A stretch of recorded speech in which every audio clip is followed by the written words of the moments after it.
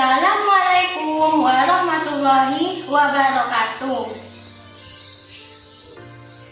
Perkenalkan, nama saya Risti Indah Prasetyawati dengan NIM 200210402100.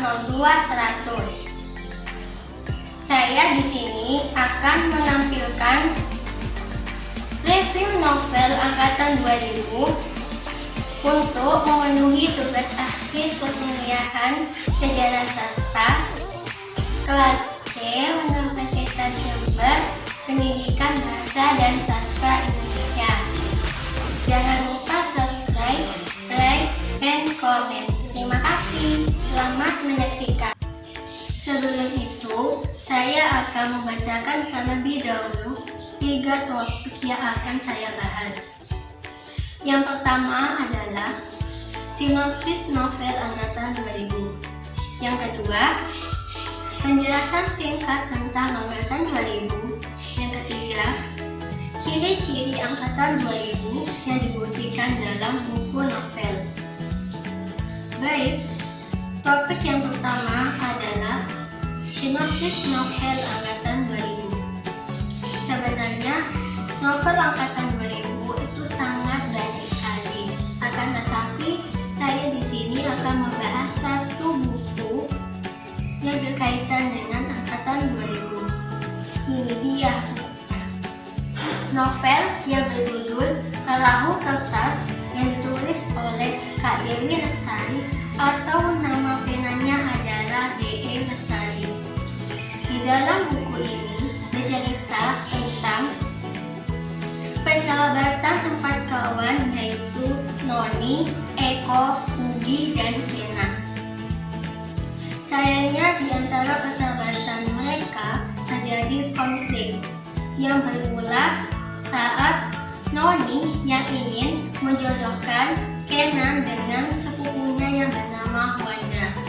Karena waktu itu Noni merasa keduanya itu sangat cocok karena Kenan yang suka melukis, sedangkan Wanda seorang kurator muda yang memiliki galeri terkenal yang ada di Indonesia yang bernama Warsita yang letaknya di Jakarta.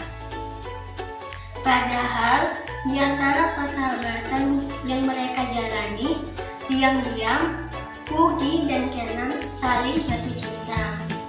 Sayangnya saat itu Ugi masih berpacaran dengan Ocos atau Joshua.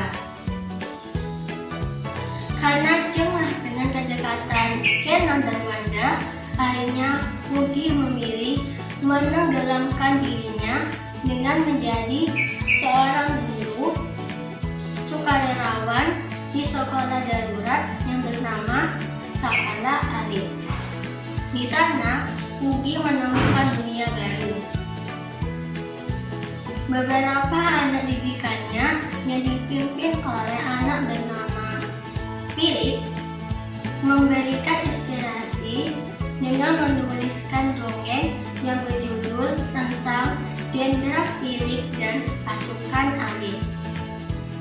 Berbeda dengan Wanda yang berusaha mendapatkan hati seorang Kenan terpaksa membohongi Kenan yang malah membuat Kenan merasa kecewa dan putus asa untuk memulai melukis lagi.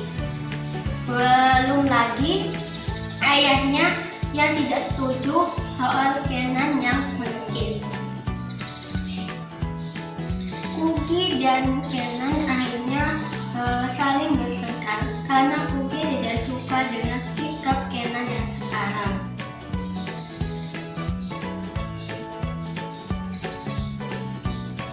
Dan yang akhirnya malah tanpa sengaja buku yang ditulis oleh Ugi tertinggal dan disimpan oleh Kenan. Karena merasa putus asa, akhirnya Kenan memilih kabur ke Ubud, Bali dan menginap di rumah sahabat ibunya yang bernama Pak Wayan. Di sana, ia akhirnya mulai melukis kembali karena berkat dorongan dari Pak Wayan. Keponakannya yang bernama dan berkat buku dongeng yang ditulis oleh Pugi. Dari sanalah juga terbitlah kisah asmara antara Kenan dan Jody. Setelah menempuh perkuliahan, akhirnya Pugi memilih bekerja di perusahaan perikanan avocado yang dipimpin oleh Remy, yang merupakan sahabat dekat abangnya. Remy juga memberikan perhatian kepada Pugi karena keunikan tulisannya yang malah membuat karir Pugi melejit cepat. Dan saat itu juga terbitlah kisah di antara mereka berdua, yaitu antara Remy dan Pugi.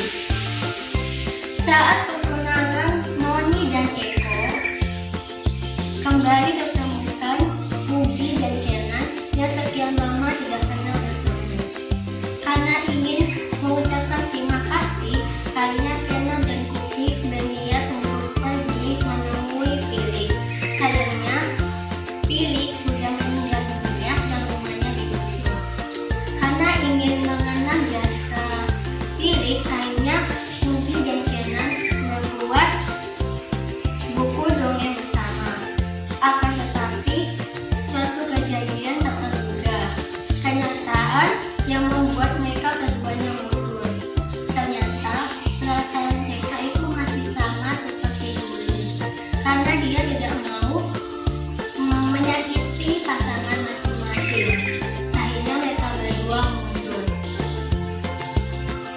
Kejujuran yang tak terduga itu bukan hanya tentang Pugi dan Kenan, tetapi tentang permasalahan kawanan yang ingin menyelesaikan masalahnya dengan orang tua Kenan. Inti dari buku novel ini sangat pantas untuk kalian baca.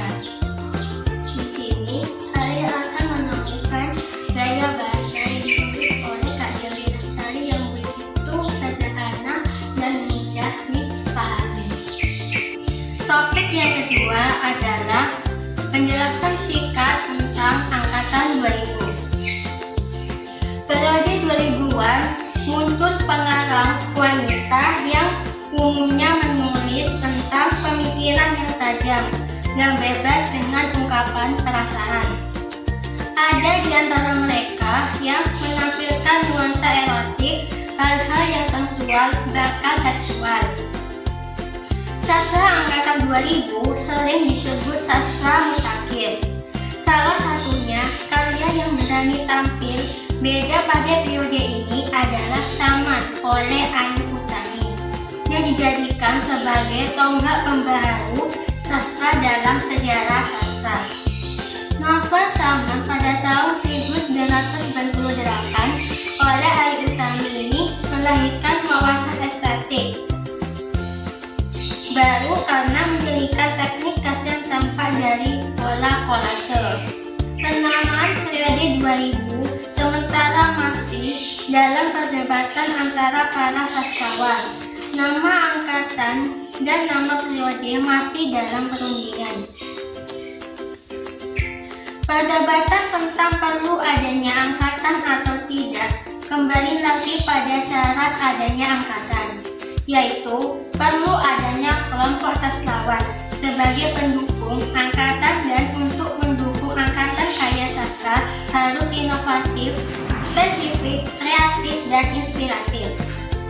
Periode 2000-an, karya sastranya sudah memiliki corak baru dalam prosa, puisi, drama, dan perfilman.